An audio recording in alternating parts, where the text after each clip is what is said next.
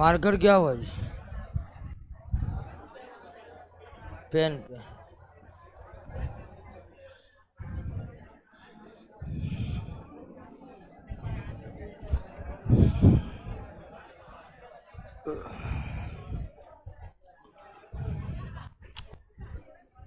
चलिए शांत हो जाइए। अब 2 चैप्टर समाप्त कर दिए हैं आपका।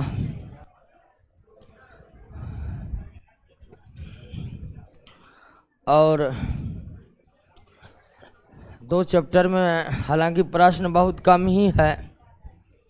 दूसरा चैप्टर में 150 था तो उसमें लगभग 66 के बाद न्यूमेरिकल प्रश्न ही थे, तो प्रश्नों को याद कर लिए। दूसरा चैप्टर क्लियर हो गया सबका। ये न जमा करते जाइएगा, बाद में उसके बोझ तले दब जाइएगा, कभी उठ नहीं पाइएगा। ठीक है, तो लगातार याद करते जाइए। नहीं याद हो रहा है तो परीक्षा का तैयारी छोड़ दीजिए, यही कह सकते हैं।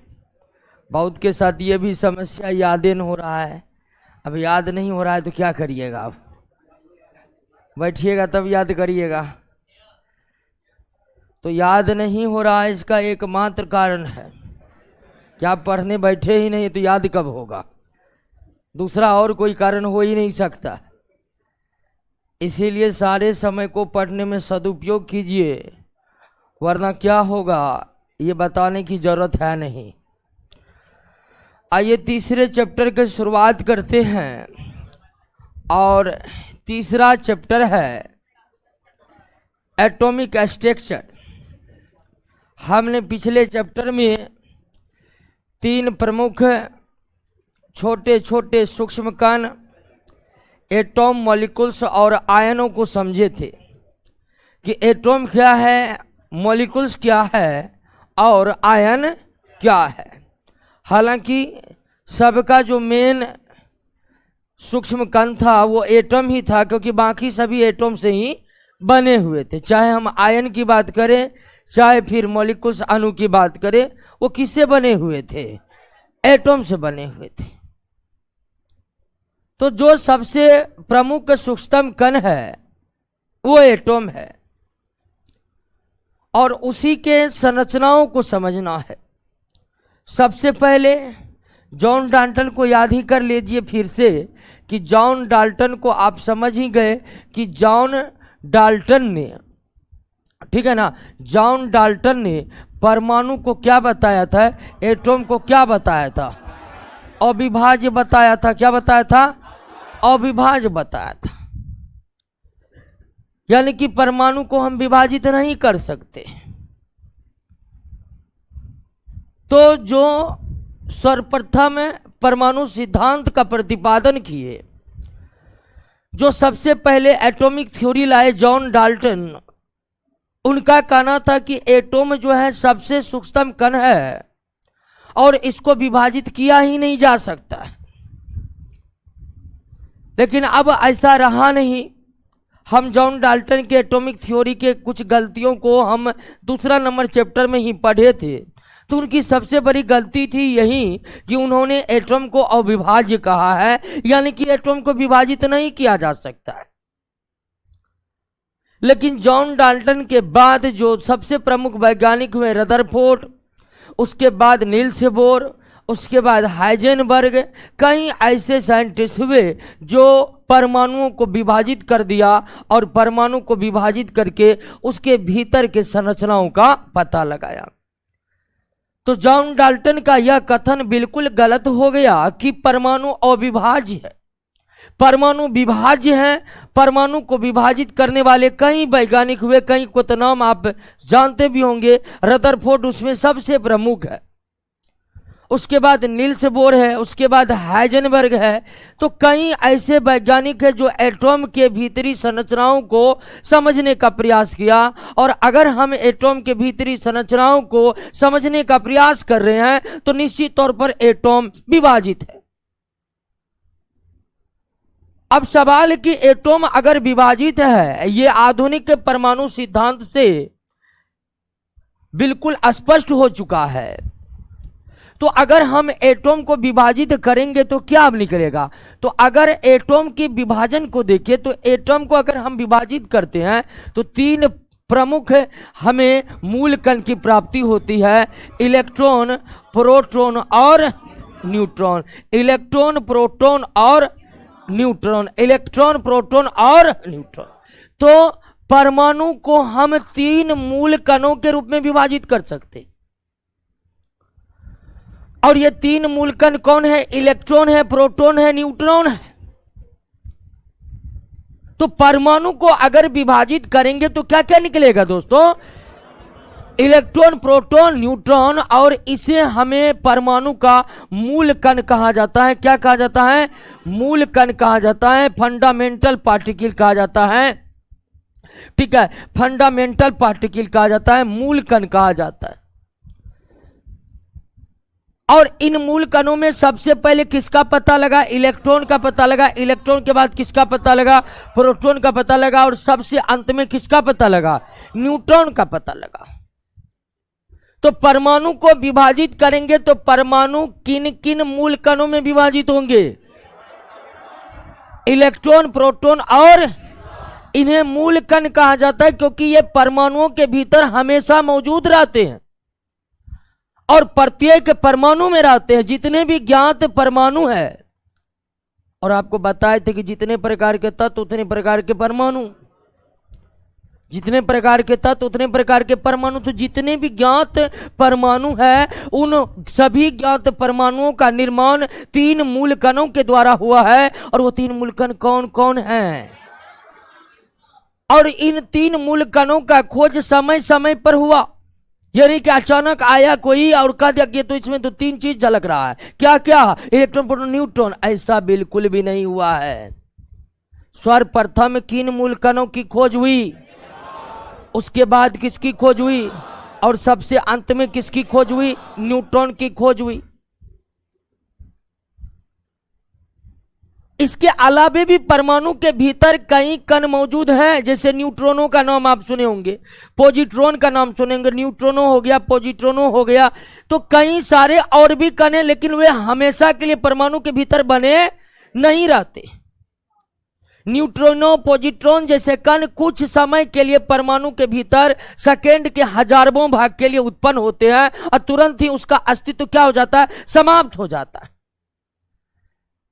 यानी कि ये 3 कण है और इसको मूल कण कहा जाता है। मूल कण के अलावे भी कुछ ना कुछ प्रोटॉन के भीतर है, सॉरी एटॉम के भीतर है। एटॉम के भीतर न्यूट्रिनो जैसे कण है, न्यूट्रिनो।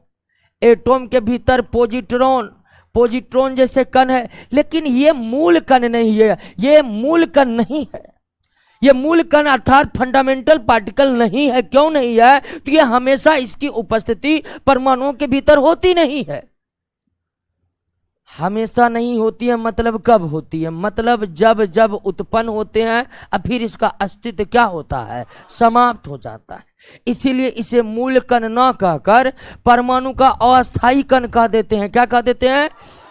तो ये पॉजिट्रॉन हो गया, न्यूट्रिनो हो गया, एंटी न्यूट्रिनो हो गया, ये परमाणु के अस्थायी कण है। इनकी उत्पत्ति कुछ समय के लिए होती है और उनके बाद वे पुनः विलीन हो जाते हैं, खत्म हो जाते हैं, अस्तित्व ही उसका मिट जाता है परमाणुओं के भीतर। जो कण परमाणु के भीतर हमेशा मौजूद रहते हैं, जिनका अस्तित्व हमेशा बना रहता है, वह कौन है? और इसे ही क्या कहा जाता है? मूल कण कहा जाता है। क्लियर हो गया? अब आइए आगे एक एक मूल कण को आप समझने का प्रयास कीजिए। सबसे पहले किस मूल कण की खोज हुई? इलेक्ट्रॉन की खोज हुई। सबसे पहले किसकी खोज हुई? और इलेक्ट्रॉन का खोज किसने किया? जे थॉमसन ने किया। दोस्तों किसने किया? सबसे पहले परमाणु के जिन मूल कणों की खोज हुई वो इलेक्ट्रॉन था, इलेक्ट्रॉन। और इलेक्ट्रॉन की खोज जे थॉमसन ने किया, जे थॉमसन ने। और इलेक्ट्रॉन का खोज कैसे हुआ? जे थॉमसन के द्वारा। वस्तुतः सबसे पहले थॉमसन ने किसका पता लगाया? कैथोड रे का पता लगाया। किसका पता लगाया? कैथोड रे का पता लगाया। किसका पता लगाया? अब कैथोड रे क्या है दोस्तों कि जब एक कांच के बर्तन में, ठीक है, कांच के बर्तन में एक धातु को हम बना दे कैथोड और दूसरे धातु को बना दे क्या? एनोड। एक धातु को एनोड और दूसरे धातु को कैथोड, और इसको बहुत ही हाई वोल्ट लगभग 10,000 वोल्ट से जोड़े और इसके भीतर बहुत न्यून दाब पर, बहुत ही न्यून दाब पर कोई गैस हम भर दे, बहुत न्यून दाब पर कोई गैस इसमें हम भर दे। तो जब कांच के भीतर बहुत कम दाब पर कोई गैस लिया जाता है और उनके दोनों इलेक्ट्रोड के बीच लगभग 10,000 वोल्ट का विद्युत धारा प्रवाहित किया जाता है, 10,000 वोल्ट का विद्युत धारा प्रवाहित किया जाता है, तो कैथोड वाले प्लेट से कुछ रेखाएं निकलकर सीधे किधर बढ़ती है? एनोड की तरफ बढ़ती है। सीधे किसके तरफ बढ़ती है? एनोड की तरफ बढ़ती है। इसी को क्या कहा जाता है? कैथोड कहा जाता है। इसी को क्या कहा जाता है? तो कैथोड रे की उत्पत्ति कैसे होती है इनका पता चला पहले किसको? थॉमसन को। और थॉमसन को कैथोड रे की प्राप्ति कैसे हुई? तो उन्होंने कांच का एक बर्तन लिया, कांच के बर्तन में दो धातु को इलेक्ट्रोड बना दिए, एक को एनोड एक को कैथोड, और इस कांच के बर्तन के भीतर बहुत दाब को बहुत कम बहुत कम बहुत कम, जितना कम उतना कम, और फिर भर दिए इसमें गैस। और जैसे ही 10,000 वोल्ट का विद्युत धारा इसमें प्रवाहित किए तो इस कैथोड से होकर क्या निकलने लगे? रे निकलने लगे और सीधे किधर जाने लगे? एनोड की ओर जाने लगे। और इसे ही क्या कहा गया? यानी कैथोड रे का नाम कैथोड इसलिए पड़ा क्योंकि ये कैथोड प्लेट से निकल रहे थे और ये एनोड के तरफ इसलिए जा रहे थे क्योंकि इस पर कौन आवेश था? माइनस आवेश था। आगे चलकर जे थॉमसन ने इसी कैथोड रे का गहन अध्ययन किया और कहा कि कैथोड रे ही किससे बना है? इलेक्ट्रॉन से। वास्तव में कैथोड एनोड की तरफ जो जा रही है ये इलेक्ट्रॉन की धारा है। ये क्या है? तो जे थॉमसन ने इलेक्ट्रॉन की पहचान किस रूप में की? कैथोड रे के रूप में की। कैथोड रे किससे बने होते हैं? इलेक्ट्रॉन के बने होते हैं। ये देख रहे हैं कैथोड से एनोड की तरफ जा रहा है, वास्तव में ये कई इलेक्ट्रॉन से मिलकर बनी हुई किरण है जो किधर जा रहा है? एनोड की तरफ जा रहा है। तो वास्तव में आपसे पूछेगा कि कैथोड रे पर कौन आवेश होता है और कैथोड रे किसका बना होता है? और कैथोड रे में जो बिल्कुल द्रव्यमान होता है, द्रव्यमान, तो कैथोड रे के गुण हूबहू किसका गुण होगा? क्योंकि इलेक्ट्रॉन ही क्या है? क्योंकि कैथोड किससे बने हैं? इलेक्ट्रॉन से बने हैं। यानी कैथोड रे और इलेक्ट्रॉन दोनों एक दूसरे के पर्यायवाची हो गए। समझे की बात को? नहीं, कोई दिक्कत नहीं ना। तो इलेक्ट्रॉन पर दोस्तों, इलेक्ट्रॉन का खोज जे थॉमसन ने किस रूप में किया? तो इलेक्ट्रॉन का खोज सबसे पहले जे थॉमसन ने किया। और जे थॉमसन ने इलेक्ट्रॉन का खोज किस रूप में किया? कैथोड रे के रूप में किया। और इस पर कौन सा आवेश होता है? इस पर निगेटिव चार्ज होता है। इस पर कैसा चार्ज होता है? निगेटिव चार्ज होता है। कितना होता है? -1.6 × 10 के पावर, और इसे आम बोलचाल की भाषा में -1 कहा जाता है। ये एब्सोल्यूट चार्ज है। और इस एब्सोल्यूट चार्ज को रिलेटिव चार्ज में क्या लिखा जाता है? ठीक है, इलेक्ट्रॉन पर एकदम निरपेक्ष आवेश कितना रहता है? तो 1.6 × 10 के पावर -19 कूलम। लेकिन अगर सीधे सीधे कहें कि इलेक्ट्रॉन पर कितना रिलेटिव चार्ज रहता है तो -1। रिलेटिव चार्ज को कितना मान लिया गया है? जैसे एक होता है आपेक्षिक द्रव्यमान और एक निरपेक्ष द्रव्यमान बताए थे ना, ठीक उसी तरह ये है एब्सोल्यूट चार्ज और ये है आपका रिलेटिव चार्ज। अब इलेक्ट्रॉन में तो द्रव्यमान होता है, लेकिन द्रव्यमान बहुत कम होता है। एक इलेक्ट्रॉन का द्रव्यमान 9.11 × 10 के पावर माइनस 28 ग्राम होता है। 9.11 × 10 के पावर माइनस 28 ग्राम होता है। और अगर एमयू में द्रव्यमान की व्यक्त करें तो एमयू का 1838वां भाग होता है। एक एमयू को 1838 से भाग दीजिएगा तो किसका द्रव्यमान निकलेगा? इलेक्ट्रॉन का द्रव्यमान निकलेगा। तो इलेक्ट्रॉन का खोज किसने किया? जे थॉमसन ने किया। इलेक्ट्रॉन की खोज जे थॉमसन ने किस रूप में किया? वास्तव में जो गुण इलेक्ट्रॉन में है वही गुण किस में है? तो कैथोड रे जो है वो इलेक्ट्रॉन का ही बना होता है। और ध्यान रखिएगा, एक बार पूछा था क्या कैथोड रे विद्युत चुंबकीय तरंग है? बिल्कुल नहीं। कैथोड चुंबकीय विद्युत चुंबकीय तरंग नहीं है। कैथोड रे विद्युत चुंबकीय तरंग नहीं है। कैथोड रे जो है वह इलेक्ट्रॉन का बना तरंग है। कैथोड रे जो है वह इलेक्ट्रॉन का बना विकिरण है। इस पर कौन चार्ज आता है? इलेक्ट्रॉन पर। एक इलेक्ट्रॉन पर कितना चार्ज?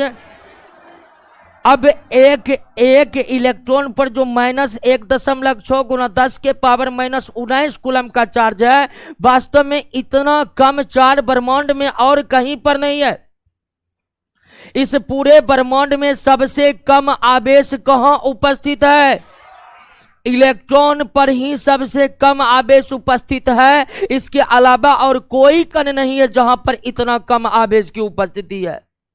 और इलेक्ट्रॉन पर इतना ही आवेश उपस्थित है, इसका भी पता एक वैज्ञानिक ने लगाया है। उनका नाम था आर.ए. मिल्कन। क्या नाम था? आर.ए. मिल्कन। जे थॉमसन के बाद आगे चलकर आर.ए. मिल्कन नामक एक वैज्ञानिक थे जिन्होंने एक इलेक्ट्रॉन पर उपस्थित आवेश का पता लगाया। एक इलेक्ट्रॉन पर उपस्थित आवेश का पता लगाया। अब दोस्तों ध्यान दीजिए कि इलेक्ट्रॉन में तो द्रव्यमान है, लेकिन यह द्रव्यमान बहुत कम है। परमाणु, एक परमाणु द्रव्यमान का 1838वां भाग है। एक परमाणु द्रव्यमान का 1838वां भाग है। क्लियर हो गया? समझ गए? इलेक्ट्रॉन में इतना ही याद रखना है। उसके बाद अगला मूलकण कौन है? दोस्तों इलेक्ट्रॉन के बाद खोज हुआ किसका?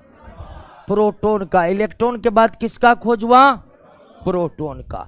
इलेक्ट्रॉन को पढ़िए तो आप एक बार।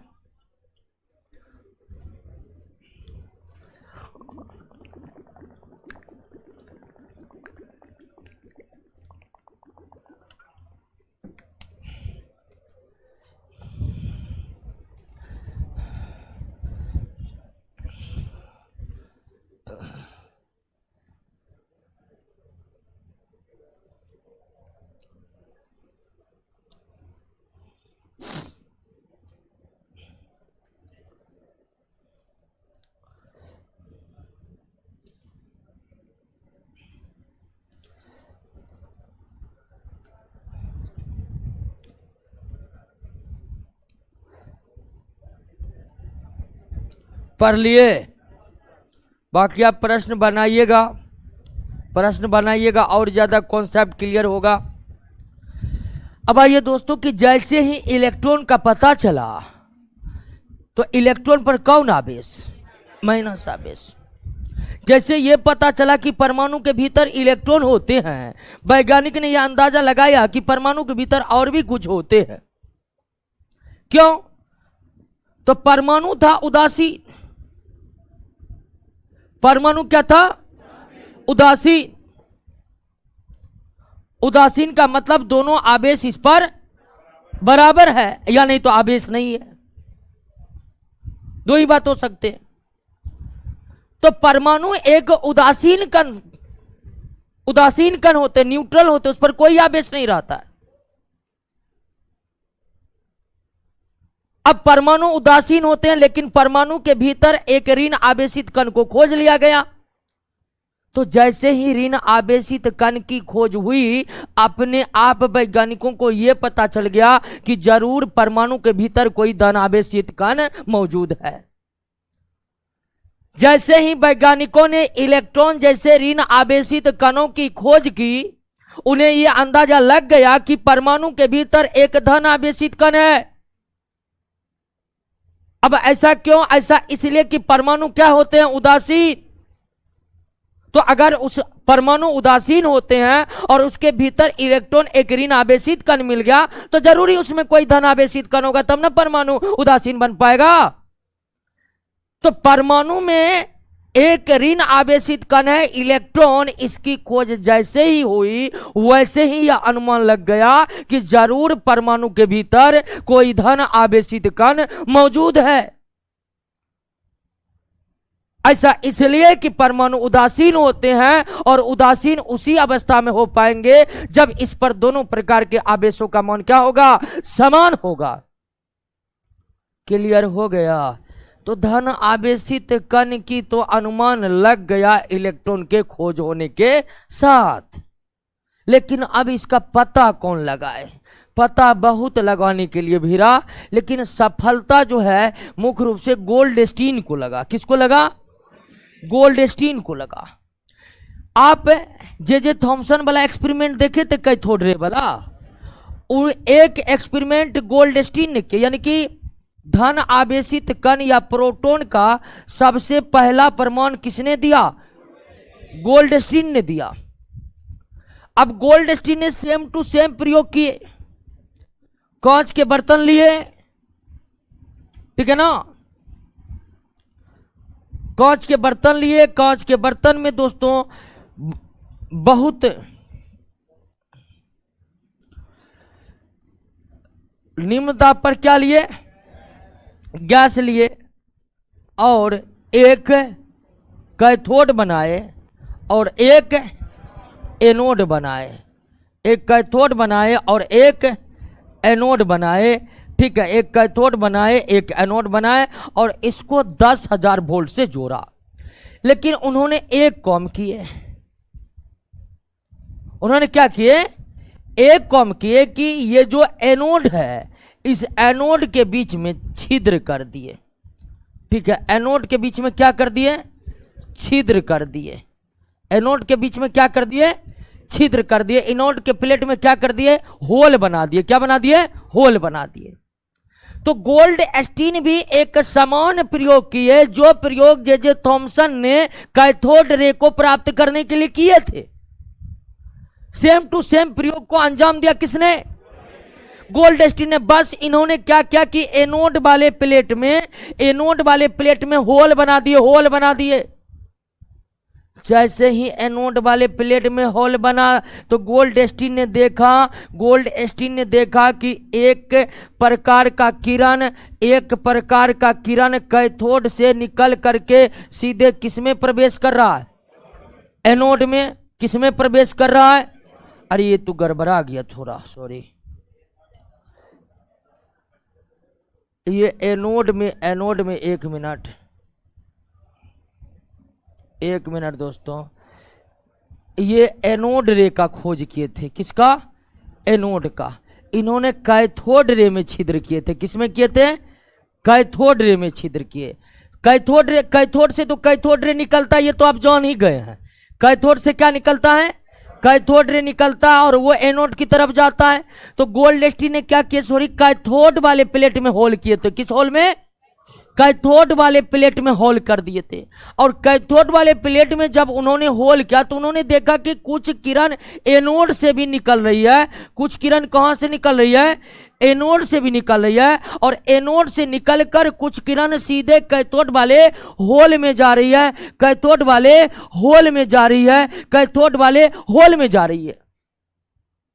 इन किरणों का नाम क्या पड़ा? एनोड रे। क्या पड़ा? एनोड रे। यह एनोड रे एनोड वाले प्लेट से निकलकर सीधे कैथोड वाले हॉल में क्या? जब तक कैथोड प्लेट में हॉल नहीं था तब तक एनोड से कुछ नहीं निकल रहा था। बात को समझे कि नहीं? जब तक कैथोड वाले प्लेट में हॉल नहीं था तब तक एनोड से कोई किरण नहीं निकल रहा था। लेकिन जैसे ही कैथोड वाले प्लेट में होल किया गया, एनोड वाले प्लेट से सीधे किरण निकलकर कैथोड के होल में प्रवेश कर गया। इसी किरण को क्या कहा गया? एनोड रे कहा गया, या इसे कैनाल रे कहा गया। क्या कहा गया? कैनाल रे। क्योंकि ये जो होल है ना, इस होल को क्या कहते हैं? चूंकि यह एनोड से निकलकर डायरेक्ट कैथोड के होल में जा रहे थे, यानी कैनाल में भीतर प्रवेश कर रहे थे, इसीलिए इसे और किस नाम से जाना गया? तो गोल्डस्टीन ने किसका परिमाण लगाया? एनोड रे या कैनाल रे का। एनोड रे को कैनाल रे क्यों कहते हैं, ये बात पता चला आपको? क्योंकि यह एनोड से निकलते हैं इसीलिए एनोड रे, और ये कैथोड वाले होल में प्रवेश कर जाते इसीलिए इसको कैनाल रे। तो गोल्डस्टीन ने एनोड रे और कैनाल रे का पता लगाया, और आगे चलकर यह क्लियर हुआ कि एनोड रे या कैनाल रे जो है वास्तव में किसके बने हुए हैं? एनोड रे या कैनाल रे जो है वास्तव में किसके बने हैं? क्लियर हुआ? तो जिस तरह से जे थॉमसन ने कैथोड रे के रूप में, जिस तरह जे थॉमसन ने कैथोड रे के रूप में इलेक्ट्रॉन का पता लगाया, उसी तरह गोल्डस्टीन ने एनोड रे या कैनाल रे का प्रमाण दिया, और एनोड रे या कैनाल रे ही आगे चलकर किस रूप में परिभाषित हुए? प्रोटॉन के रूप में परिभाषित हुए। अर्थात यह किरण किससे बना है? यानी कैथोड इलेक्ट्रॉन से बना है और एनोड रे प्रोटॉन से बना है। बात को समझ गए? अब आप ध्यान दीजिए दोस्तों कि हमने कैथोड से होल कर दिए, तो कैथोड एनोड से किरण निकलकर कैथोड में प्रवेश कर गई, लेकिन क्या इसी समय कैथोड से भी कैथोड रे निकलता है? बिल्कुल कैथोड रे निकल रहा है। यानी कि अगर आप ये देख रहे कि एनोड रे निकलकर कैथोड के होल में जा रहे हैं, तो आप ये मत समझ लीजिएगा कि कैथोड रे इस वक्त नहीं निकल रहा है, बल्कि कैथोड रे भी निकल रहा है, और वो किधर जा रहा है? एनोड की तरफ जा रहा है। तो अगर हम ऐसी स्थिति करेंगे, कैथोड रे निकलेगा ही निकलेगा, लेकिन एनोड से एनोड तब निकलेगा जब हम कैथोड वाले प्लेट में क्या करेंगे? होल करेंगे। अगर कैथोड वाले प्लेट में होल नहीं करेंगे तब एनोड नहीं निकलेगा, केवल और केवल क्या निकलेगा? कैथोड। जैसे कि जे थॉमसन के एक्सपेरिमेंट में केवल कैथोड निकल रहा था, एनोड रे नहीं निकल रहा था। एनोड रे किसके एक्सपेरिमेंट में निकलते हैं? और तब निकलते हैं हम जब कैथोड प्लेट में क्या कर देते हैं? होल कर देते हैं। कैथोड प्लेट में क्या कर देते हैं? होल कर देते हैं। क्लियर हुआ? बात को समझे कि नहीं समझे? सीधा सीधा है दोस्तों कि एक कैथोड खोजा, दूसरा एनोड खोजा। कैथोड के रूप में इलेक्ट्रॉन की पहचान हुई, एनोड के रूप में प्रोटॉन की पहचान हुई। इसमें तो कोई दिक्कत है ही नहीं। अब गोल्डस्टीन ने प्रोटॉन का खोज नहीं किया था, गोल्डस्टीन ने किसका खोज किया? एनोड या कैनाल रे के खोज करता कौन? गोल्डस्टीन। और आगे चलकर इसी की पहचान किस रूप में हुई? तो प्रोटॉन के भी खोजकर्ता कौन माने जाएंगे? गोल्डस्टीन ही माने जाएंगे। ध्यान रखिएगा कि प्रोटॉन के भी खोजकर्ता कौन है? गोल्डस्टीन है। कहीं कहीं पर प्रोटॉन के खोजकर्ता रदरफोर्ड याद कर लिया जाता है। रदरफोर्ड प्रोटॉन के खोजकर्ता नहीं है। प्रोटॉन के खोजकर्ता कौन है? वास्तव में गोल्डस्टीन ने प्रोटॉन नहीं खोजा था, लेकिन वो जिसको खोजा था बाद में वही क्या निकला? प्रोटॉन निकला। बाद में वही क्या निकला? इसलिए प्रोटॉन के खोजकर्ता कौन माने जाएंगे? गोल्डस्टीन माने जाएंगे। कौन माने जाएंगे? क्लियर हो गया? बात को समझ गए? आइए हम प्रोटॉन जैसे कणों के प्रमुख गुणों की चर्चा कर रहे हैं।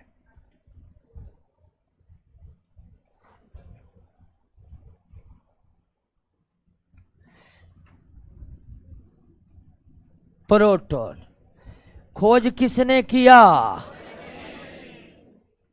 और वास्तव में किस रूप में किया? एनोड रे, या एनोड रे को क्या कहते हैं? कैनाल रे। एनोड रे को कैनाल रे क्यों कहते हैं? इस पर जो है पॉजिटिव चार्ज होता है। कौन चार्ज होता है? और पॉजिटिव चार्ज जो है उतना ही रहता है जितना, और रिलेटिव में इसको +1 कहा जाता है। इसका वजन जो है 1 mu के बराबर होता है, या अगर ग्राम में देखें तो 1.66 गुना 10⁻⁻24 ग्राम। तो प्रोटॉन के खोजकर्ता कौन हुए? गोल्डस्टीन हुए। प्रोटॉन के खोजकर्ता गोल्डस्टीन ने प्रोटॉन का खोज किस रूप में किया? एनोड के रूप में यह किया, या एनोड रे को हम कैनाल रे भी कहते हैं। प्रोटॉन पर कौन आवेश है? प्लस आवेश है। एक प्रोटॉन पर कितना प्लस आवेश होते हैं? 1.6 गुना 10 के पावर -19 कूलम। और प्रोटॉन का द्रव्यमान कितना होता है? 1 mu होता है। प्रोटॉन का द्रव्यमान कितना होता है? 1 mu। और 1 mu को ग्राम में हम व्यक्त करेंगे, इतना होगा। ये बात आप जान ही रहे।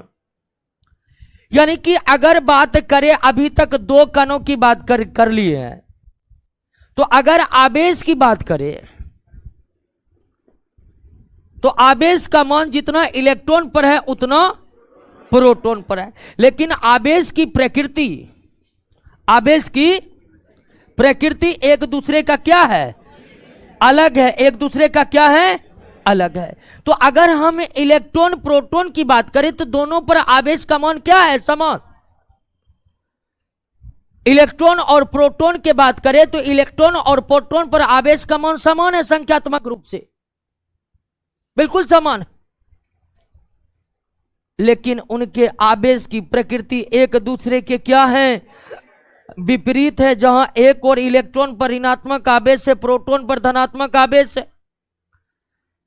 तो इलेक्ट्रॉन और प्रोटॉन जैसे मूल कणों में समानता यह है कि दोनों पर आवेश का संख्यात्मक मान बराबर है, लेकिन उनके बीच अंतर यह है कि उनके आवेश की प्रकृति एक दूसरे के अलग है। इसके अलावे मूल कण इलेक्ट्रॉन प्रोटॉन का एक प्रमुख अंतर उसके द्रव्यमान को लेकर है। यानी आप इलेक्ट्रॉन का द्रव्यमान कितना देखे थे? 1 mu बटे 1838, जबकि एक प्रोटॉन का द्रव्यमान कितना है? 1 mu है। एक प्रोटॉन का द्रव्यमान कितना है? 1 mu है। यानी कि एक प्रोटॉन का द्रव्यमान एक इलेक्ट्रॉन के द्रव्यमान से 1838 गुना ज्यादा है। एक प्रोटॉन एक इलेक्ट्रॉन से 1838 गुना ज्यादा भारी होता है। एक प्रोटॉन एक इलेक्ट्रॉन से 1838 गुना ज्यादा भारी होता है। क्यों होता है? ये आप समझ रहे हैं बातों को? क्लियर हो गया? बात समझ गए? कोई दिक्कत नहीं ना? कोई दिक्कत नहीं है।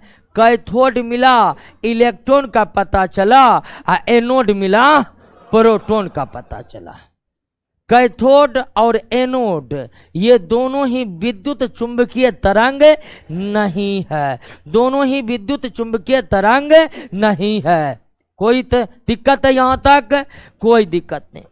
अब इलेक्ट्रॉन की खोज हो गई, प्रोटॉन की खोज हो गई, और ये बात वैज्ञानिकों को पता लग गया कि दोनों आवेश बराबर हैं। इसीलिए एटॉम जो है क्या है? उदासीन। लेकिन एक और मूल कणों की खोज होनी अभी बाकी थी। एक और मूल कणों की खोज होनी बाकी थी, और वो मूल कण था कौन? न्यूट्रॉन।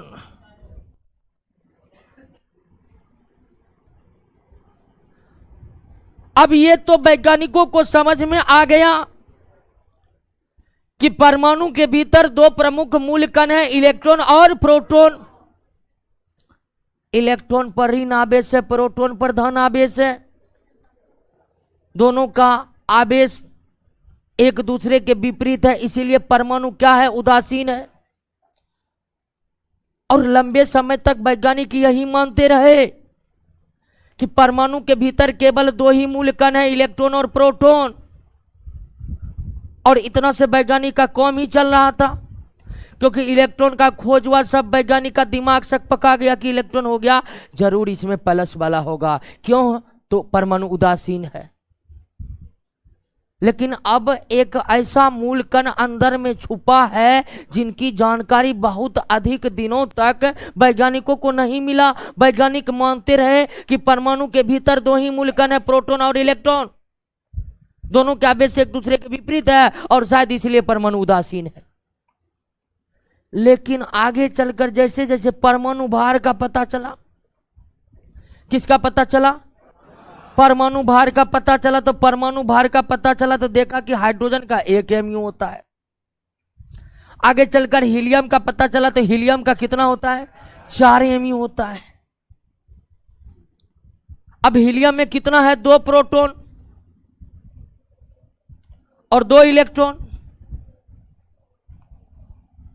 इस हाइड्रोजन में कितना है? 1 प्रोटॉन और 1 इलेक्ट्रॉन।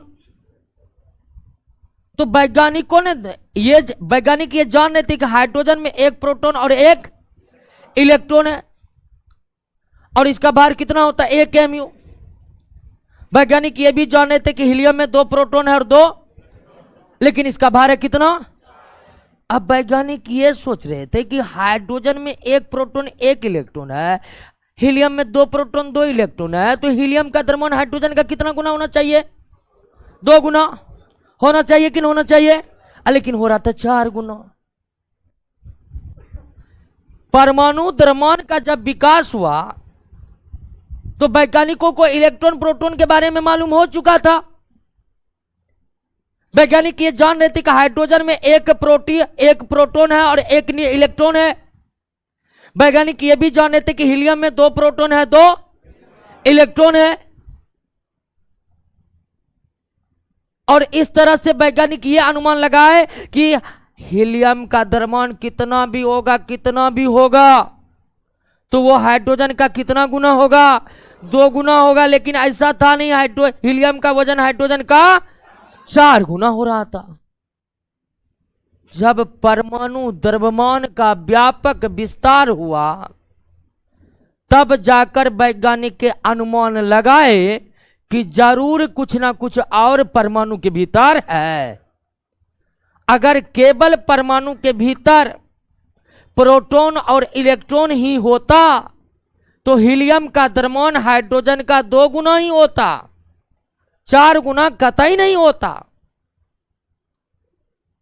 तो परमाणु द्रव्यमान के क्षेत्र में लगातार विकास होने के उपरांत वैज्ञानिक ये भली भांति समझ गए कि परमाणु के भीतर सिर्फ प्रोटॉन और इलेक्ट्रॉन नहीं है बल्कि कुछ और है, और कुछ और है इसकी जानकारी सबसे पहले रदरफोर्ड ही पेश किया।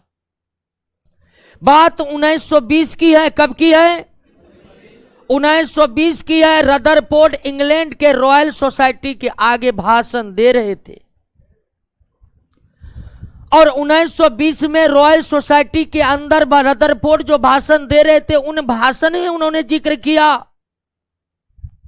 कि परमाणु द्रव्यमान के क्षेत्र में लगातार विकास हुए हैं, और परमाणु के द्रव्यमान के विकास, ये हम नहीं बोले, रदरफोर्ड बोल रहा है, ध्यान दीजिए। 1920 में रॉयल सोसाइटी के आगे रदरफोर्ड भाषण देते देते यह बात का जिक्र किया कि परमाणु द्रव्यमान के क्षेत्र में लगातार विकास हुआ है, और भिन्न भिन्न तत्व के परमाणु द्रव्यमान को देखने से इस बात का बिल्कुल संभावना बनता है कि परमाणु के भीतर कुछ और भी मौजूद है, और इसकी जानकारी इसलिए लग नहीं पा रही है कि जो परमाणु के अंदर मौजूद है उस पर कोई आवेश है ही नहीं। तो इस तरह से रदरफोर्ड ने 1920 में यह भविष्यवाणी किया कि परमाणु के भीतर एक और कण मौजूद है जिस पर कोई आवेश। सबसे पहले रदरफोर्ड ने यह भविष्यवाणी व्यक्त किया कि परमाणु के भीतर इलेक्ट्रॉन प्रोटॉन के अलावे एक और मूल कण मौजूद है जिस पर कोई आवेश नहीं है। और फिर आगे चलकर दोस्तों, आगे चलकर जेम्स चैडविक नामक वैज्ञानिक ने बेरिलियम पर अल्फा कणों का प्रहार कर जेम्स चैडविक ने बेरिलियम पर अल्फा कणों का प्रहार कर किसका पता लगाया?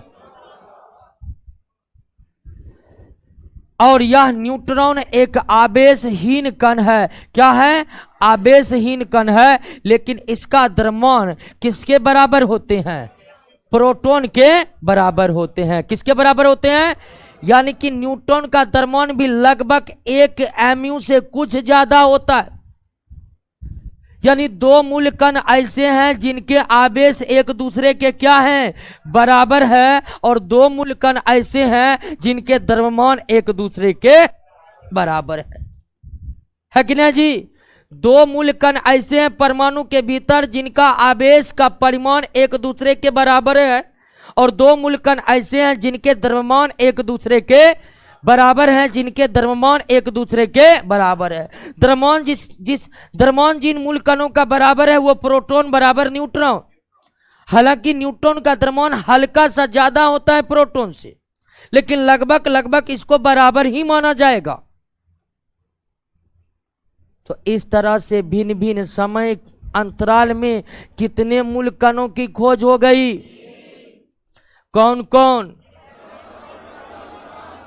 इलेक्ट्रॉन, प्रोटॉन और सबसे पहले इलेक्ट्रॉन और सबसे अंत में न्यूट्रॉन। कौन कौन से मूल कणों पर आवेश का परिमाण समान है? इलेक्ट्रॉन और किन किन मूल कणों का द्रव्यमान एक दूसरे के समान है? प्रोटॉन और कोई दिक्कत? परमाणु के भीतर जरूर ही कोई अनावेशित कण, परमाणु के भीतर जरूर ही कोई अनावेशित कण मौजूद है। इसकी भविष्यवाणी सर्वप्रथम किसने की थी? रदरफोर्ड ने की थी। और आगे चलकर न्यूट्रॉन की उपस्थिति का पता किसने लगाया? जेम्स चैडविक ने लगाया। किसने लगाया? James Chadwick. तो तीन मूल कण हो गए, इलेक्ट्रॉन, प्रोटॉन, न्यूट्रॉन। अब ध्यान दीजिए दोस्तों कि जैसे ही तीन मूल कणों का खोज हो गया, तीन मूल कणों का खोज हो गया, तो अब लोग यह समझने की कोशिश करने लगे कि ये तीन मूल कण परमाणु के भीतर कैसे कैसे व्यवस्थित है। समझे कि नहीं समझे? इलेक्ट्रॉन का खोज हो गया, प्रोटॉन का खोज हो गया, न्यूट्रॉन का खोज हो गया। इतने खोज होने के बाद अब यह मांग उठने लगी कि आप लोग खाली खोज कर रहे हैं, ये बताइए ये कैसे कैसे अंदर में है। ठीक है, यानी अब सब के दिमाग में ही था प्रोटॉन किधर है? परमाणु के भीतर। इलेक्ट्रॉन किधर है? परमाणु के भीतर। न्यूट्रॉन किधर है? परमाणु के भीतर। अरे भीतरे में कैसे कैसे है, इस बात की जानकारी आना अब अभी बाकी था। यानी कि परमाणु के मूल कणों की खोज हो गई थी, लेकिन परमाणु के भीतर ये मूल कण किस प्रकार व्यवस्थित है इसका पता अब तक नहीं चला। यानी परमाणु के संरचना की जानकारी अब तक नहीं चली है। तीन मूल कण खोज होने के उपरांत केवल इसी बात की जानकारी हो पाया कि डाल्टन साहब गलत थे, परमाणु तो विभाज्य हो गया है। लेकिन परमाणु की संरचना कैसी है, उनके भीतर ये तीनों मूल कण किस प्रकार से व्यवस्थित है, इसकी जानकारी आना बाकी था। और परमाणु का संरचना बताने वाले पहला मॉडल जो पेश हुआ उसको पेश किया कौन? थॉमसन। अब आइए थॉमसन का एटॉमिक मॉडल। आइए दोस्तों, आप थॉमसन को समझ ही चुके हैं। इन्होंने इलेक्ट्रॉन को खोजा है और इलेक्ट्रॉन को खोजकर इन्होंने नोबेल पुरस्कार भी लिया। तो इलेक्ट्रॉन के खोज और उस खोज के लिए मिला नोबेल पुरस्कार ने इन्हें प्रसिद्धि तो दिला ही दी थी। तो जब परमाणु संरचना बताने का समय आ गया तो सबसे पहले आए संरचना बताने के लिए कौन? थॉमसन। ये थॉमसन का जो एटॉमिक मॉडल है, ये थॉमसन का जो एटॉमिक मॉडल है, ये पहला मॉडल है जो परमाणु के संरचना को बताता है। परमाणु का संरचना बताने वाला सबसे पहला मॉडल कौन है? परमाणु का संरचना बताने वाला सबसे पहला मॉडल कौन है?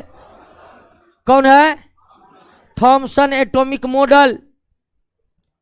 अब थॉमसन एटॉमिक मॉडल में क्या बोला परमाणु के बारे में? सबसे बोला कि परमाणु हूबहू तरबूज के समान है। सीधे बोल दिया। थॉमसन ने कहा परमाणु कैसा है, तो कहा परमाणु तरबूज के समान है। अब सब शक पका के कि थॉमसन साहब तरबूज के समान है। का बिल्कुल तरबूज जैसे तरबूज को काटिएगा तो अंदर में क्या है, का कि वो जो लाल भाग है ना वो क्या है, धन आवेश है, मतलब क्या है, प्रोटॉन। और उस लाल भाग में बीज धसे हैं, लाल भाग के बीज जो है, लाल भाग के जो बीज है वास्तव में वो क्या है, ऋण आवेश है। क्या है, ऋण आवेश है। कहने का मतलब क्या है, इलेक्ट्रॉन। तो ये जो थॉमसन ने परमाणु संरचना बनाने वाला मॉडल पेश किया, इस मॉडल में थॉमसन ये बता दिया कि परमाणु हुबहू तरबूज के समान है। और तरबूज के किस तरह समान है, तो जिस तरह तरबूज के लाल भाग होते हैं ना वैसे ही परमाणु के धन आवेश यानी प्रोटॉन होते हैं। और जिस तरह लाल भाग में तरबूज के बीज धसे होते हैं वैसे प्रोटॉन में कौन धसे होते हैं, इलेक्ट्रॉन धसे होते हैं।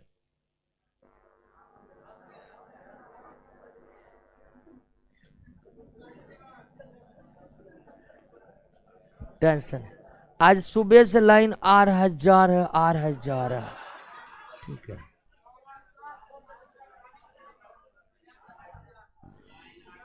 और हम आगे अब जनरेटर का लाइन है तो नहीं लगता लाइने का लाइन है।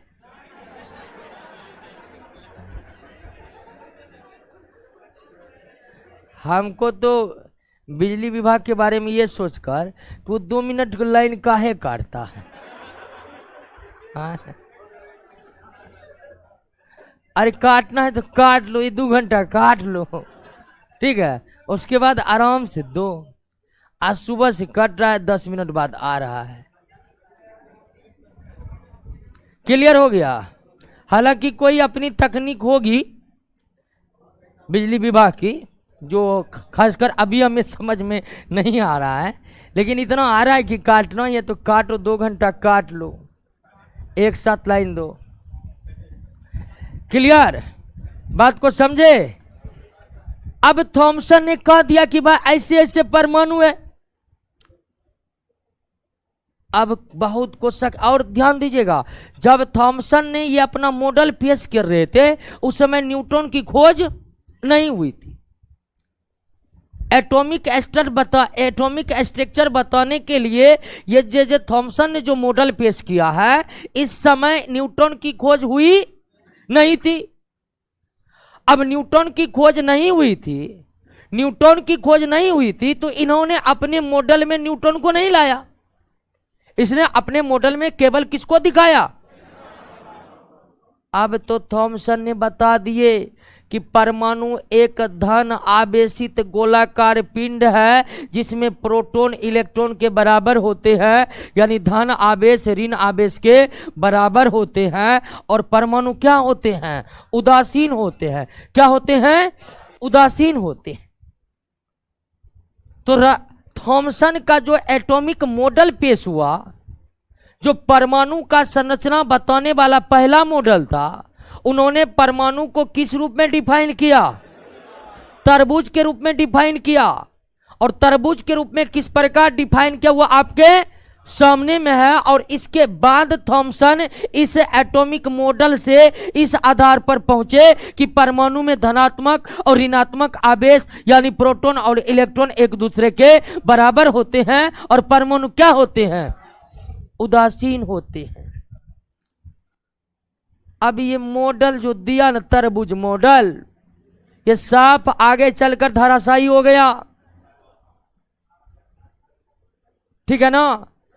तो थॉमसन का एटॉमिक मॉडल पूरी तरह से गलत हो गया आगे चलकर। आगे हम रदरफोर्ड का एटॉमिक मॉडल पर जा रहे हैं, तो जैसे ही रदरफोर्ड का एटॉमिक मॉडल आया ये थॉमसन का एटॉमिक मॉडल गलत हो गया, क्योंकि परमाणु ऐसा बिल्कुल भी नहीं होता। लेकिन थॉमसन का एटॉमिक मॉडल इस बात का जिक्र किया कि परमाणु उदासीन क्यों होते। तो थॉमसन का एटॉमिक मॉडल केवल एक बातों को सफलतापूर्वक बता सका कि वो परमाणु उदासीन क्यों होते हैं, और उदासीन होने का कारण जो है वो है धन आवेश का ऋण आवेश का बराबर होना, यानी प्रोटॉन का इलेक्ट्रॉन का बराबर होना। अब बाकी तो थॉमसन साहब ने स्ट्रक्चर के लिए जो मॉडल बनाए हैं, हमको लग रहा है कि वो तरबूज ही खा रहे होंगे क्या? हाँ, हो सकता है। सबसे पहले तो उन्हें इलेक्ट्रॉन की खोज के लिए प्रसिद्धि मिल ही गई थी, नोबेल पुरस्कार मिल ही गया था। उसके बाद तो सोच लिए होंगे कि अब कौन है, हम जो बोलेंगे वो सब सुनेगा, क्योंकि जो है सो हम ही है। लगता है लैब में तरबूज खा रहे होंगे, हल्ला हुआ होगा कि संरचना कैसी है, तो बस कहा कि तरबूज आया का है लैब में संरचने बताने के लिए।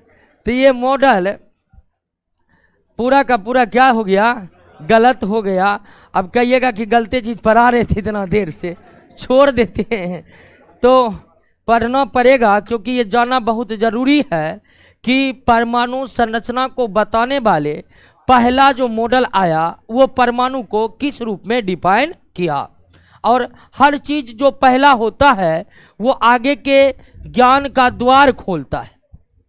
अगर थॉमसन एटॉमिक संरचना को बताने के लिए यह मॉडल पेश नहीं करता तो फिर आगे चलकर परमाणु संरचना जानने के लिए उत्सुकता और वैज्ञानिकों में नहीं बढ़ती।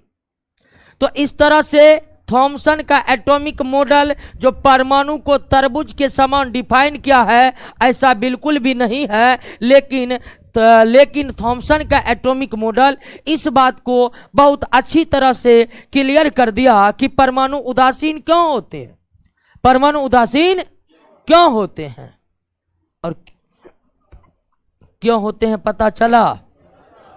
एक बार आप पढ़ लीजिए तो थॉमसन को। तब हम आते हैं रदरफोर्ड पर। ऑनलाइन वाले दोस्तों, नोट्स में उल्टा दिया हुआ है, नोट्स में उल्टा दिया हुआ, काय बंद होता है।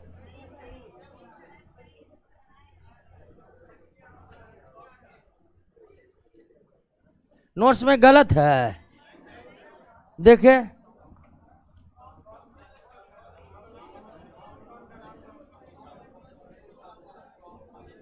ठीक है, तो है धन आवेश लाल भाग है और इलेक्ट्रॉन तरबूज के भीत के भांति लाल भाग में 10 हैं। ठीक, तो इसको चालू करो जी। नोट्स में तो सही है दोस्तों। पवन कुमार,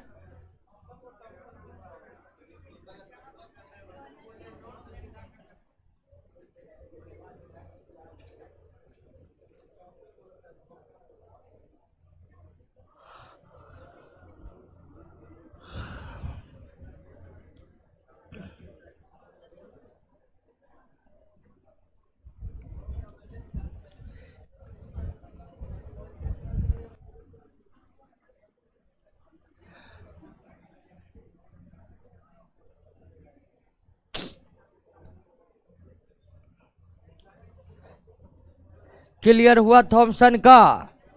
आइए दोस्तों, परमाणु संरचना बताने वाला पहला सफलतम मॉडल रदरफोर्ड का था। किसका था? इसे फादर ऑफ न्यूक्लियर केमिस्ट्री, नाभिकीय रसायन के पिता कहा जाता है रदरफोर्ड को। तो परमाणु संरचना बताने वाला जो थॉमसन का मॉडल था वो तो गलत हो गया। कब? जब रदरफोर्ड ने अपना मॉडल पेश किया।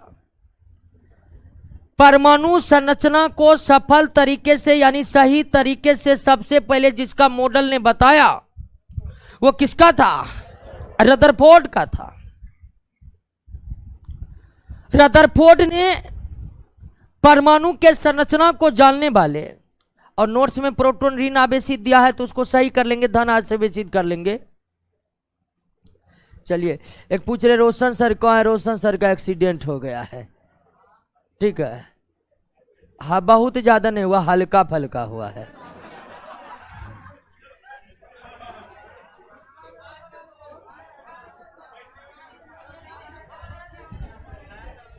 नहीं, 24 घंटे में ही हॉस्पिटल से छोड़ दिया गया तो ज्यादा नहीं है क्या? इसलिए आज उनका साहब क्लास भी बंद है, कल से चलेगा। ठीक है, बात वो गाड़ी चलाते हैं 80 के स्पीड में चलाते हैं स्कूटी।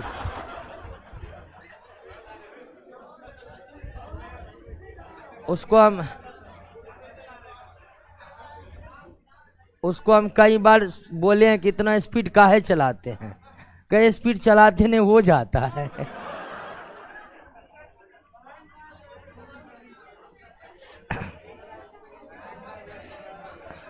अब समझिए 80, 90, 100 के स्पीड में लोग बाइक चलाता है तो वो भी नहीं रहता, और सर स्कूटी को हाँकते हैं उतना स्पीड।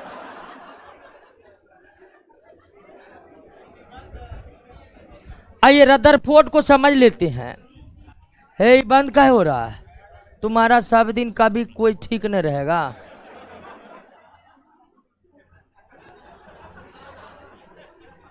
आइए दोस्तों रदरफोर्ड को समझ लेते हैं। तो रदरफोर्ड एटॉमिक स्ट्रक्चर को समझने के लिए एक एक्सपेरिमेंट किए थे, एक्सपेरिमेंट, और वह एक्सपेरिमेंट काफी ज्यादा चर्चा में रहा। मतलब जब वो किए थे तब चर्चा में रहा, तो अभी भी है।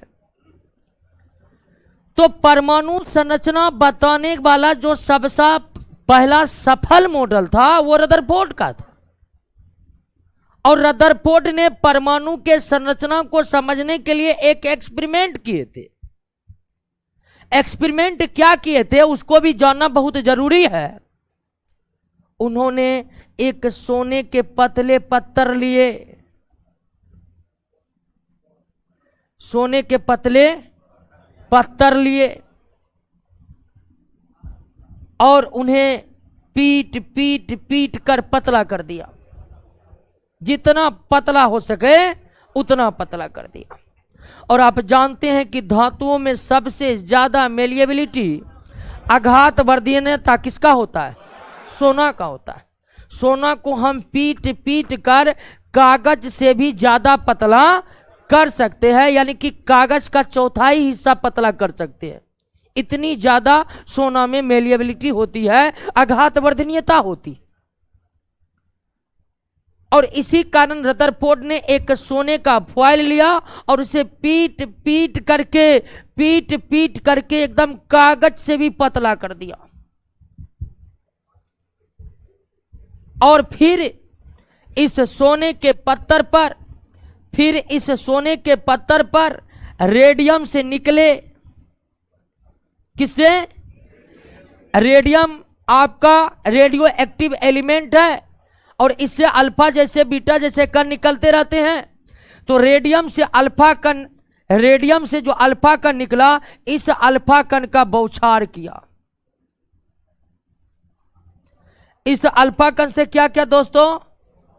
बौछार किया अल्फा कण से। और जब अल्फा कण से बौछार किया तो सबसे पहले देखा कि अधिकांश अल्फा कण सीधे इस पत्थर को पार करके आर पार चले गए। जब अल्फा कण रेडियम से निकले अल्फा कण का रदरफोर्ड ने सोने के पतले पत्थर पर प्रहार किया तो पहले बात देखा कि अधिकांश अल्फा कण सोने के पत्थर को पार करके सीधे निकल गए। उनके मार्ग में जरा सा भी विचलन नहीं हुआ। उसके बाद उन्होंने देखा कि कुछ अल्फा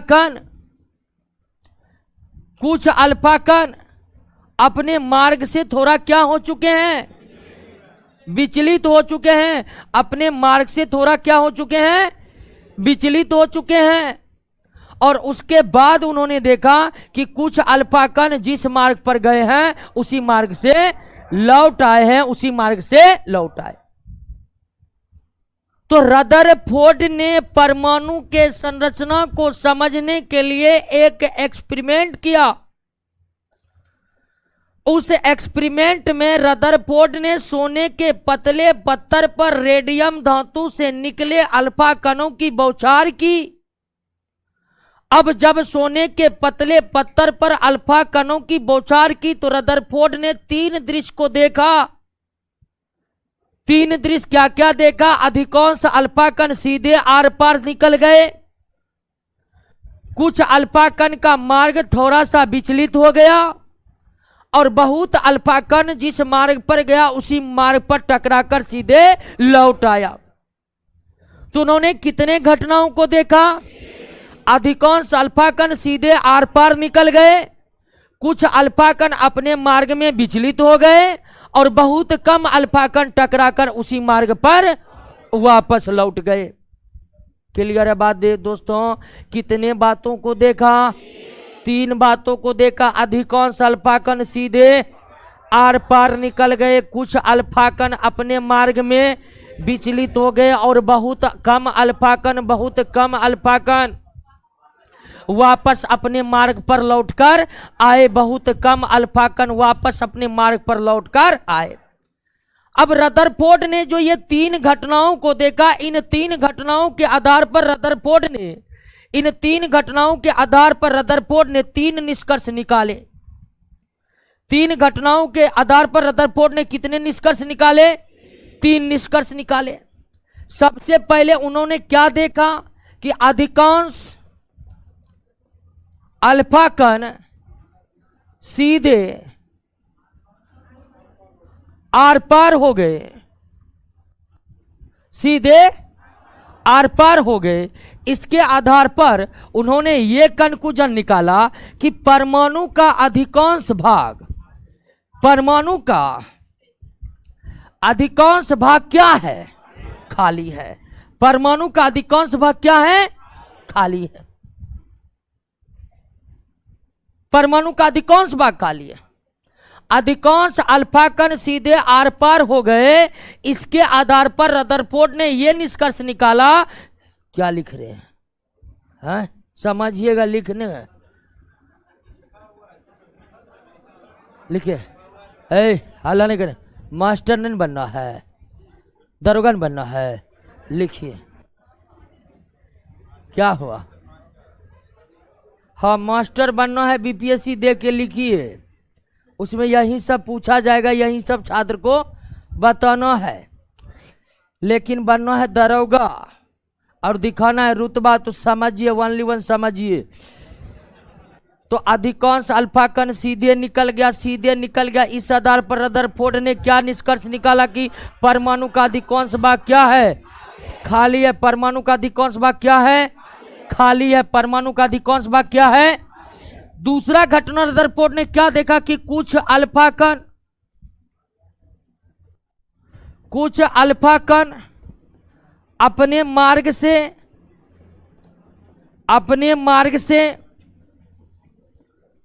थोड़ा क्या हो गए? विचलित हो गए। कुछ अल्फा कण, अधिकांश अल्फा कण पार हो गए, कुछ अल्फा कण अपने मार्ग से विचलित हो गए। अब कुछ अल्फा कण अपने मार्ग से विचलित हो गए। इसके आधार पर रदरफोर्ड ने यह अनुमान लगाया कि परमाणु के मध्य में कोई धन आवेशित कण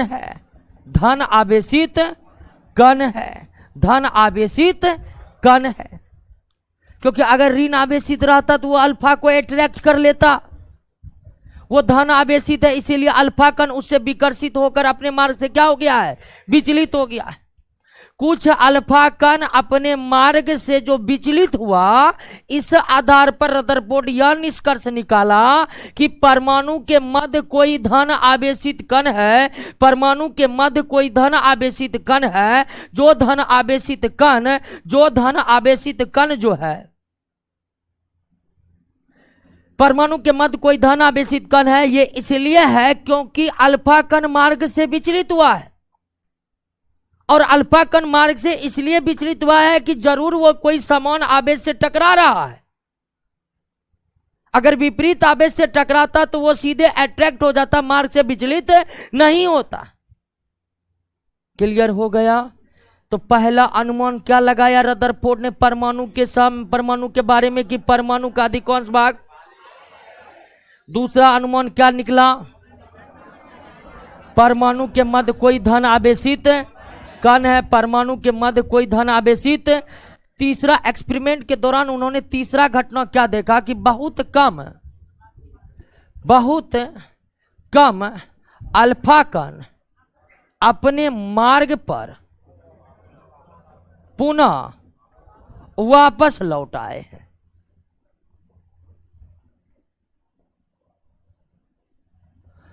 बहुत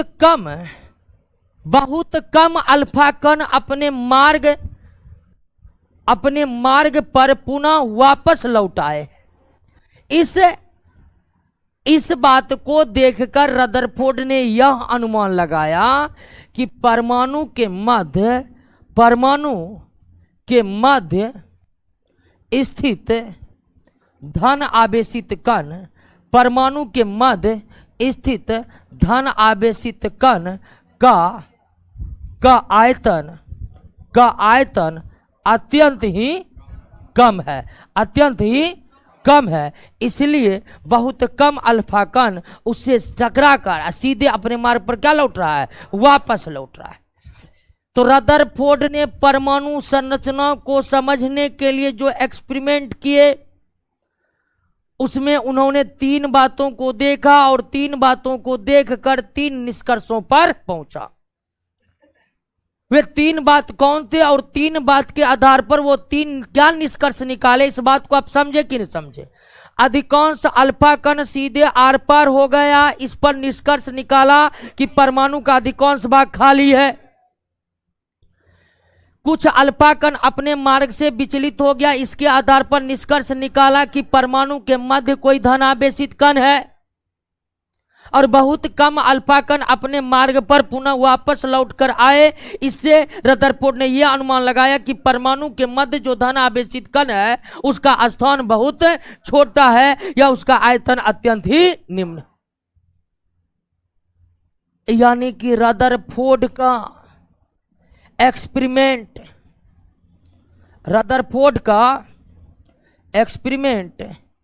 इस बात को संकेत दे रहे थे, रदरफोर्ड का एक्सपेरिमेंट इस बात का संकेत दे रहे थे कि परमाणु लगभग गोलाकार है, जिसके मध्य में क्या है? एक नाभिक है, जिसके मध्य में एक नाभिक है और अधिकांश अल्फा कण सीधे आर पार जा रहे हैं क्योंकि रिक्त स्थान खाली है। कुछ अल्फा कण नाभिक से टकराकर अपने मार्ग से विचलित हो रहे हैं, जबकि कुछ अल्फा कण जिस मार्ग से जा रहे हैं टकराकर उसी मार्ग से आ रहे हैं। तो रदरफोर्ड का जो वो 3 बातें थी वो उन्होंने परमाणु के संदर्भ में यही अंदाजा लगाए कि परमाणु लगभग गोलाकार है, जिसके मध्य में एक धन आवेशित पिंड है और इस धन आवेशित पिंड को रदरफोर्ड ने क्या कहा? न्यूक्लियस कहा, यानी परमाणु का केंद्रक कहा। क्या कहा? तो इस तरह से रदरफोर्ड के जो एक्सपेरिमेंट थे उसके आधार पर यह पता चला कि परमाणु जो है उसके मध्य में एक गोलाकार सघन पिंड मौजूद है, जिसे हम परमाणु का केंद्रक कहते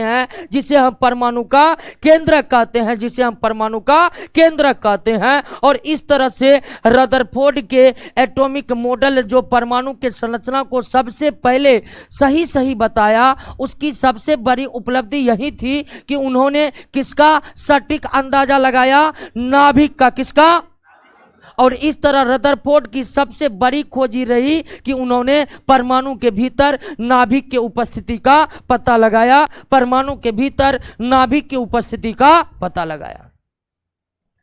क्लियर हुआ? ये क्या हुआ?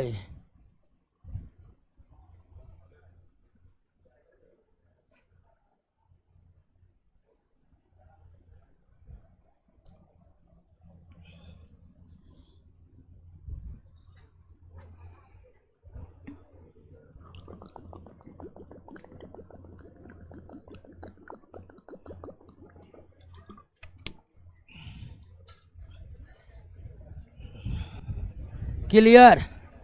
तो रदरफोर्ड ने किसका खोज किया? अब आइए रदरफोर्ड मॉडल के प्रमुख बातें।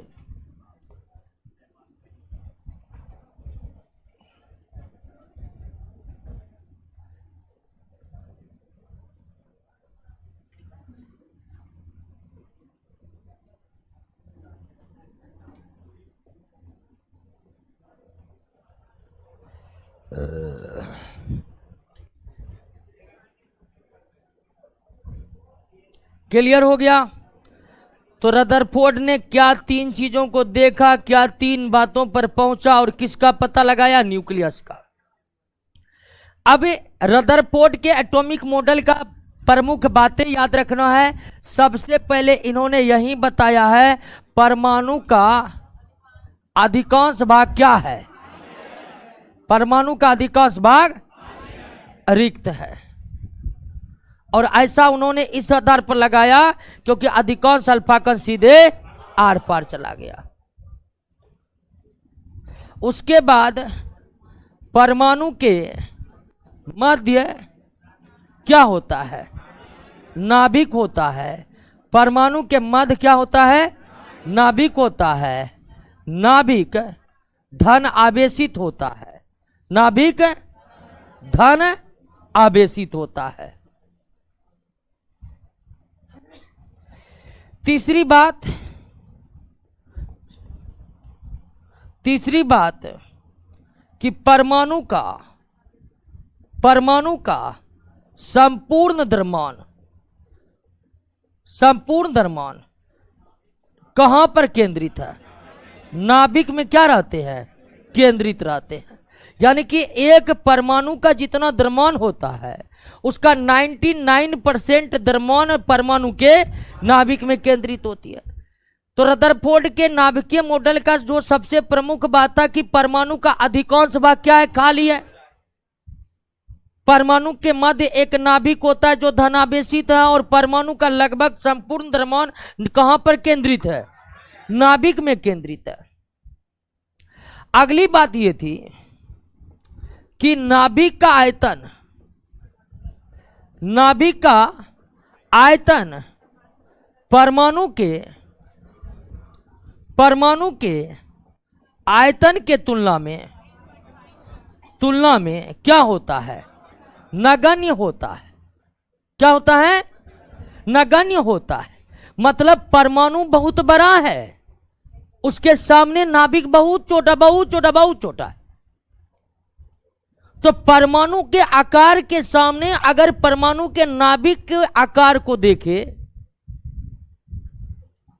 तो अगर परमाणु का आकार और नाभिक के आकार की तुलना करें तो परमाणु का 1,00,000वां भाग निकलकर आएगा। कौन? परमाणु का नाभिक 1,00,000वां भाग। तो नाभिक जो है बहुत छोटा है, लेकिन फिर भी 99% द्रव्यमान कहां पर केंद्रित है? नाभिक में केंद्रित है। लेकिन नाभिक का आयतन परमाणु के आयतन के तुलना में नगण्य होता है। नगण्य, इतना नगण्य कि आप परमाणु को 1,00,000 भाग कर दीजिएगा, उस 1,00,000 भाग में 1 भाग परमाणु का नाभिक होगा। अब समझ जाइए कि नाभिक का आयतन कितना कम है परमाणु के सामने। फिर भी 99% द्रव्यमान कहां पर केंद्रित है? नाभिक में केंद्रित है। 99% द्रव्यमान कहां पर केंद्रित है? नाभिक में केंद्रित है। अगली बात उन्होंने इलेक्ट्रॉन को लेकर बताया। किसको लेकर बताया? इलेक्ट्रॉन को लेकर बताया कि परमाणु के मध्य एक नाभिक होते हैं जिसमें प्रोटॉन और उसके चारों ओर एक वृत्ताकार एरिया होता है। और चारों कार के वृत्ताकार एरिया को रदरफोर्ड ने क्या कहा? और उन्होंने कहा कि इसी ऑर्बिट में इलेक्ट्रॉन क्या करते हैं? चक्कर लगाते हैं। इसी ऑर्बिट में इलेक्ट्रॉन क्या करते हैं? तो रदरफोर्ड ने कहा कि परमाणु के नाभिक होते हैं, नाभिक में प्रोटॉन और न्यूट्रॉन होते हैं और उसके चारों ओर के वृत्ताकार क्षेत्र को रदरफोर्ड ने क्या कहा? नाभिक के चारों ओर के वृत्ताकार क्षेत्र को रदरफोर्ड ने क्या कहा? ऑर्बिट का क्या कहा? ऑर्बिट का, और कहा कि इसी ऑर्बिट में इलेक्ट्रॉन क्या करते रहते हैं, चक्कर लगाते रहते। इसी ऑर्बिट में इलेक्ट्रॉन क्या करते रहते हैं, चक्कर लगाते रहते हैं, चक्कर लगाते रहते हैं। तो देख लिए रदरफोर्ड का एटॉमिक मॉडल की सबसे बड़ी उपलब्धि ये रही कि रदरफोर्ड का एटॉमिक मॉडल पहला ऐसा एटॉमिक मॉडल था जो परमाणु के संरचना को सही सही बताने में कामयाब रहा। रदरफोर्ड के एटॉमिक मॉडल की दूसरी सबसे बड़ी उपलब्धि यह रही कि उन्होंने परमाणु के नाभिक के अस्तित्व का पता लगाया।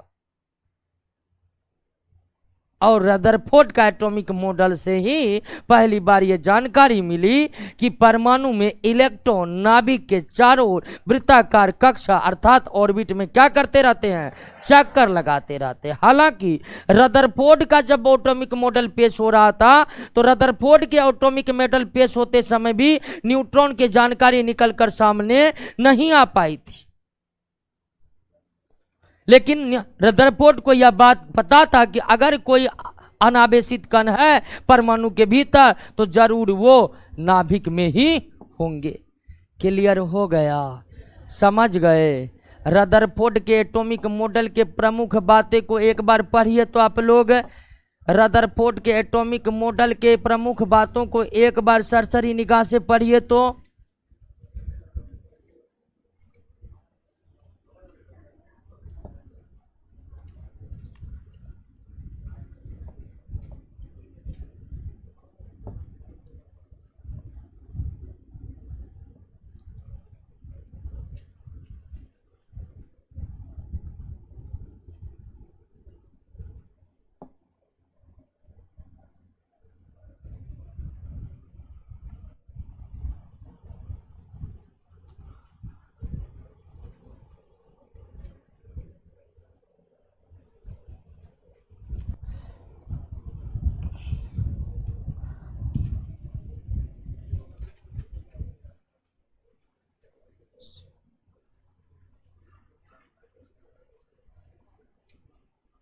क्लियर बात समझ में आ गई ना। बहुत कम बातें हैं। परमाणु का अधिकांश भाग रित है, मध्य में एक नाभिक है, सारा द्रव्यमान नाभिक में है।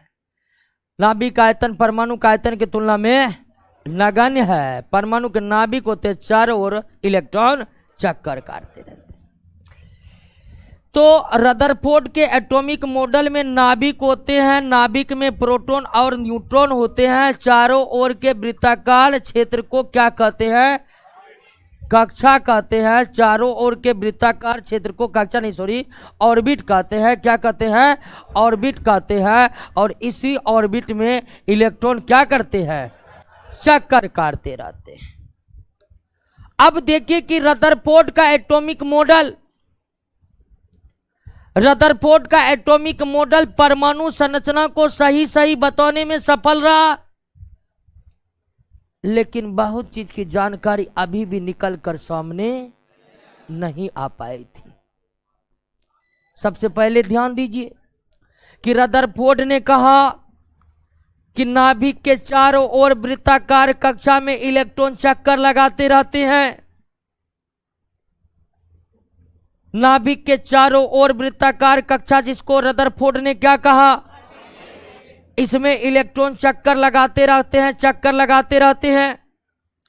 रदरफोर्ड से जब ये पूछा गया कि अच्छा रदरफोर्ड साहब ये बताइए कि एक ऑर्बिट में कितना इलेक्ट्रॉन चक्कर लगाते रहते हैं, जवाब नहीं मिला। रदरफोर्ड निकल गया। समझे कि नहीं समझे। यानी रदरफोर्ड का एटॉमिक मॉडल यह बताता है कि ऑर्बिट में इलेक्ट्रॉन चक्कर काटते रहते हैं, लेकिन रदरफोर्ड का एटॉमिक मॉडल इस बात का जवाब नहीं दे पाता है कि एक ऑर्बिट में कितना इलेक्ट्रॉन चक्कर काटेगा।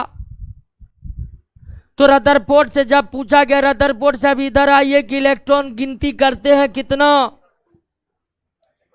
Flop Rutherford. यहां पर एक गलती समझ गए क्या है रदरफोर्ड के एटॉमिक मॉडल में, कि ये ऑर्बिट में घूमने वाले इलेक्ट्रॉन की संख्या बताने के लिए पर्याप्त नहीं है। दूसरी बात रदरफोर्ड से पूछा गया कि रदरफोर्ड साहब ये जो कह रहे हैं कि इलेक्ट्रॉन घूम रहा है, कहा कि बिल्कुल घूम रहा है। का इलेक्ट्रॉन घूम रहा तो ऊर्जा भी खर्च होता होगा? कहा कि बिल्कुल, बिना ऊर्जा का कैसे घूमेगा?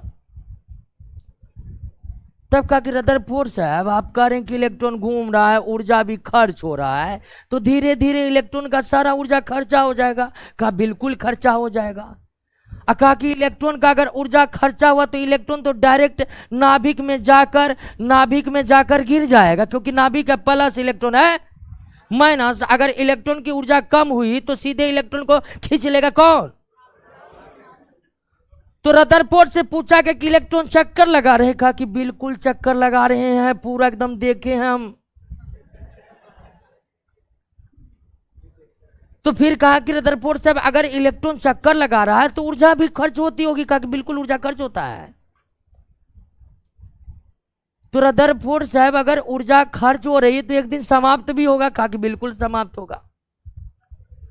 और जब समाप्त होगा तो इलेक्ट्रॉन नाभिक में जाकर गिर जाएगा। रदरफोर्ड शक पकाया कि लग रहा फंसाएगा सब मिलकर।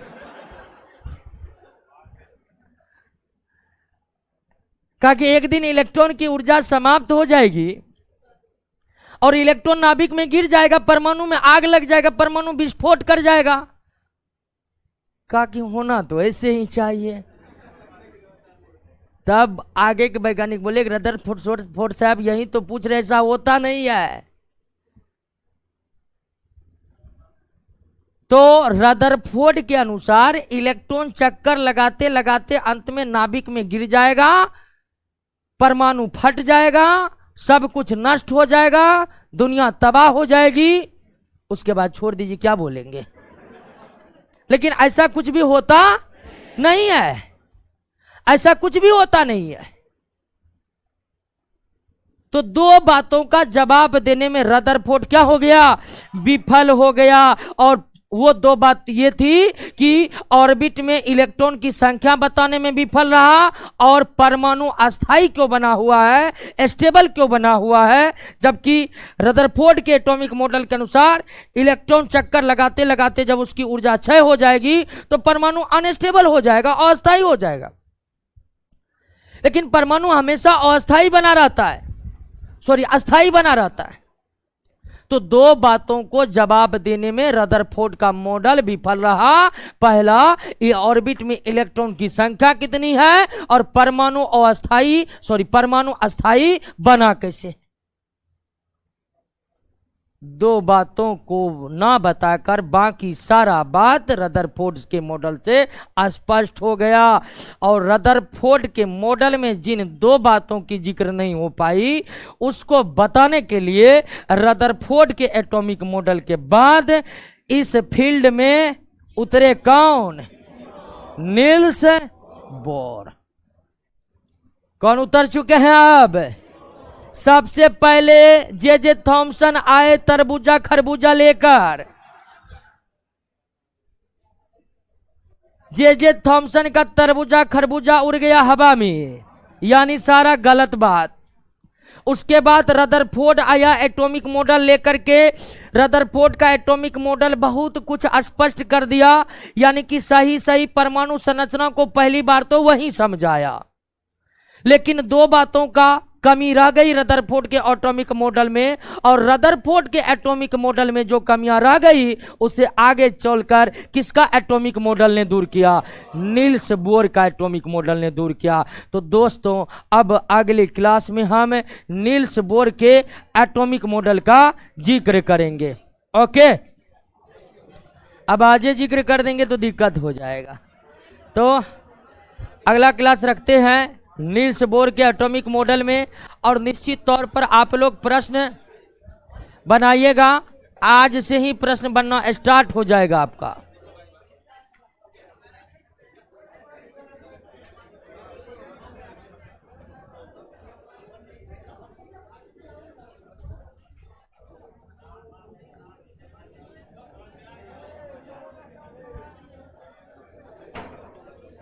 कई ऑनलाइन वाले दोस्तों, आज के क्लास में किन्हीं कोई दिक्कत? कल न्यूमेरिकल में बिल्कुल दिक्कत हो रहा था बहुत को। पंकज कुमार सिंह, पंचम कुमार, दिव्या भारती, दरोगा कुंदन पीसी, नंदनी राम प्रवेश ठाकुर,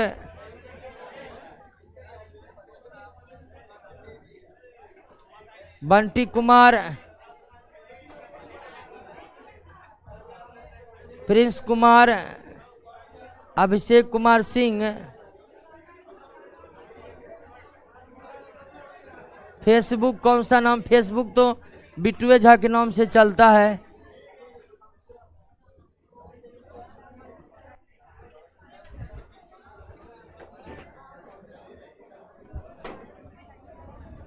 ठीक है दोस्तों, मिलते हैं अगले क्लास में नील्स बोर के एटॉमिक मॉडल के साथ। ठीक है।